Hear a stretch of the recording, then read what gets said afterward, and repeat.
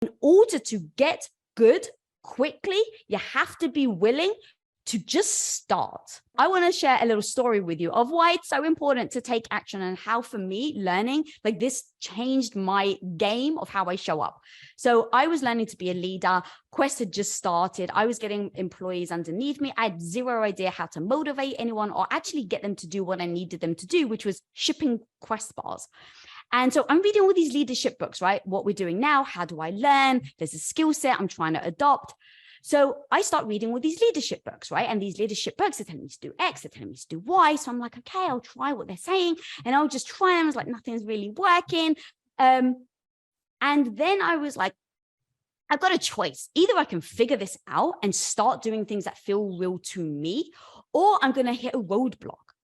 And so that's where learning comes. You have to get yourself out of the books, out of the podcast, out of the coaching, and actually just start trying. Because as I started to try, I realized I wasn't doing a good job. No one was listening to me. And I was dealing with, so in my shipping department at Quest, we were going at 57,000% to give context. So when you're growing at 57,000% and you've never been a boss and a leader, and you're trying to get, all of a sudden you have 40 employees underneath you and you have zero idea what to do, you better believe I'm trying to freaking learn fast, right? Because I'm like, I don't have a choice. I better figure out how to lead these people, otherwise my entire department is going to fail, which means that we lose our house and there's massive consequences to that. So I'm trying all these things, I'm failing. And then I was just like, you know what? Throw all the freaking books out. Lisa, just act. What do you think you should do? And giving myself that space, stopping all the internal, I was like, okay, what do I know about my team? What do I know about myself? I know that they're freaking amazing humans. And I know we all love hip hop. So I was like, you know, all these guys who were very much into hip hop, I was like, I'm into hip hop. So you know what? I'm just going to connect. No leadership book says connect and play Tupac on your speakers in your, shipping room floor. But that's exactly what I did, guys. I was like, well, everything that I'm trying isn't working. What feels right? They all love freaking hip hop. I'm obsessed with Tupac. So I'm just literally, so I got speakers. And one day where I was trying to motivate them, I play on Tupac, and I mean, it's swearing, it's really loud speakers, but I was like, I just don't care. This motivates me. So maybe it's going to motivate them. And so I played Tupac on the speakers and I start rapping and they start rapping. Like, come on, guys, let's show Tupac what we're made of. Guys, it was flying. Our shipping department has never been more on fire than when I threw out all the learning books and just acted. Now, would I have ever gotten there? Maybe. But you better believe I got there faster because I just stepped in and said, I have to be willing to just try things that other people may not want me to try or may even suggest.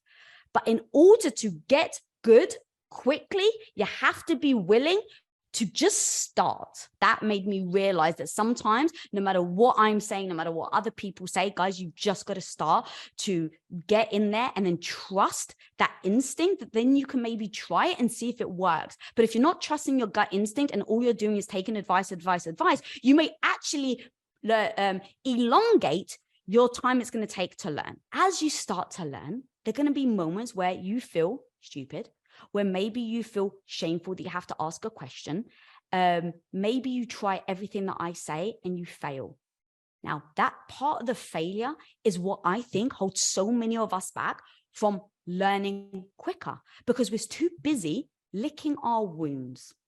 And that's okay. I'm always the person that's like, feel your feels, guys. Never ignore your feels.